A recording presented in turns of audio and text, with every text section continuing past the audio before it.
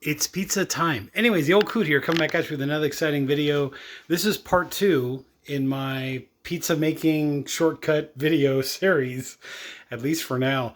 What I did was I got some dough from Trader Joe's, right? Oh, this will make, give or take, 1, 2, I would say 3 10-inch pizzas, which is about the size of like most toaster ovens if you want to do it in there, or I'm going to be using the Piezano today, so we'll get to that when my Piezano gets here. But anyways, what I want to do is I want to get some semolina, right? This is just from John's Market. If you have semolina at your local store or whatever, just go ahead and get some. But what I want to do is I just want to put some semolina down, kind of like on a granite countertop, or if you have stainless steel, or even if you have like a wooden cutting board, that's totally fine. Plastic cutting board, nylon, silicone, whatever the case may be. But you just want to do this so that your pizza dough has less likelihood of sticking. Now, because I bought my dough like pre-made, think outside the box. You can also use those frozen dinner rolls, right, as pizza dough if you want to go ahead and do that.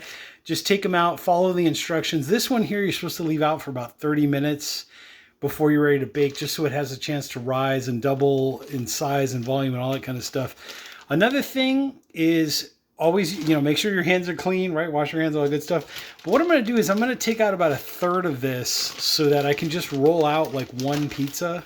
So at least it's ready to go. And basically I'm just going to go in there, just kind of go into beast mode. But you just want to pull out enough, get some semolina on your hands. That kind of helps too. You could use flour, but I think semolina in some cases just works better. It just works better at helping the dough to not stick to your hands or keeping the dough from sticking. So what I'm going to do is I'm going to take out about 1/3 of this. So I'm going to say, let's say for argument's sake, that's about 1/3. So we're making 10-inch Naples style pizzas, which are super thin, that credit card kind of thin crust. So the trick here is I don't want to, once I put it in the semolina, I just want to flatten it out, roll it out. I don't want to refold it in itself. Otherwise you're folding in raw semolina into your pizza dough, and that's going to make it kind of like a little awkward in the texture.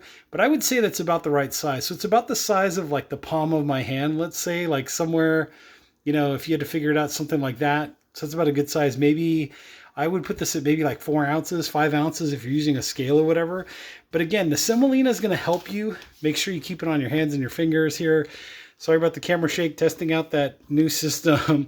But what I want to do is I just want to keep smushing and smearing until I get basically a super thin round ball, basically is what I'm looking for. So now's the time for the rolling pin. Hold on, let me go ahead and grab that.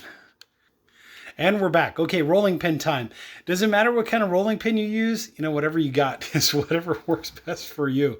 Wooden, something that was old, something that maybe you got from like a family member or something, your mom, your grandmother kind of vibe, or stainless steel, whatever works for you is whatever works. And you'll discover that. This Trader Joe's dough is actually pretty forgiving. Like it's already not as sticky as, let's say, fresh made dough would be. What you could do as well is you could also do the olive oil thing. I just find that's a little more messy. This way, I think it's just like a more cleaner presentation, so to speak. But anyways, what I'm going to do is I'm just lightly going to start stretching it out, right? And just kind of rolling. Right here, I'm at about, I would say like 6 or 7 inches maybe. We're just going to keep going until we're at like a nice 10-inch, round-ish kind of shape. And I'm not pressing too hard. I don't want to press hard. I just want to kind of do one of these. Pardon me. Okay, I had to sneeze there for a second. But anyways, what I'm doing now is I'm basically lifting and turning, flipping, and kind of manipulating the dough the way I want it to go, right? So you can do one of these. So obviously Star Trek called. They want their logo back. That's what I see. Shark's tooth, big megalodon kind of shark's tooth here. But same thing. We're just kind of moving and stretching and rolling and trying to get this like as flat and as, hopefully as round as it can possibly get. It kind of looks like Sicily. That's kind of funny that it's happened. This happened for a reason. Kind of looks like Sicily. Just saying. Anyways, rolling this out, right? And the same thing. I'm not really pressing down too much as I'm just trying to like roll it out, smooth it out, trying to get it, as round as I possibly can. Again, if you have to come back in there with some semolina again, just go ahead and give it a little sprinkle, put some around the edges and around the side, just so you can kind of help with that, prevent the stickage or the sticking or whatever. So then what I'm going to do is I'm just going to press again, do one of kind of these things. See, so now we're starting to get a better shape. Go from like a triangle to a square to maybe eventually like a circle. Kind of get a sense of what's going on there. But pushing, and if you get one of those where it wants to wrap around itself, just stop. He said wrap around, but anyways, if you get one of those, just kind of pull and stretch very, very lightly. You can try doing something like this, where now at least you've got a better shape. So I would say this is around like an 8-inch pizza, give or take. We're almost there. We're just going to see how much we can stretch this out and get away with. So there we go. There we go. There we go. And when you get to the edges, that's when you can go ahead and do this whole thing where you're trying to just stretch it out even more. Okay, so basically we're here, right? We are here now. And I would say that's about as round as I'm going to get this particular piece of dough. So there we go. So the next step is, as painful as it is, let it sit. Let it sit because it's going to want to rise a little bit more, maybe another like 5 or 10 minutes. Then what I'll do is I'll go ahead and put some sauce on it. Like the first pizza I'm going to make is going to have a little bit of red sauce. It'll probably have the 4 cheeses, right? Something like that, where you get in this like Parmesan, Asiago, Fontina, provolone cheese kind of vibe going on. Maybe some pepperoni, right? I like this Trader Joe's, this uncured pepperoni. It's got no nitrates, which is pretty awesome.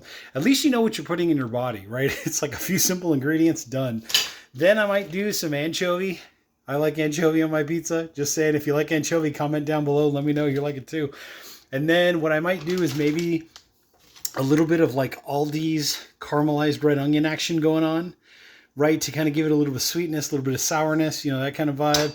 And then I might hit it with maybe some more like low moisture mozzarella, that kind of vibe. Toppings are up to you.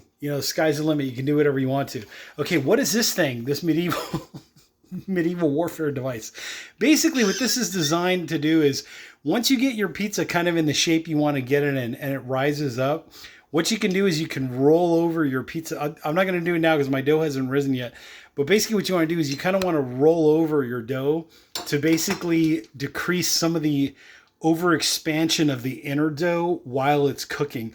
It's great to have the crust, right, to get the outer crust, the rise and all that. And I'll show you a trick. If you stay tuned for the next video after this one, I'll show you a little trick. Once your pizza's all kind of laid out, and you're eventually going to transfer it onto a pizza peel, something similar to this, or a pizza paddle.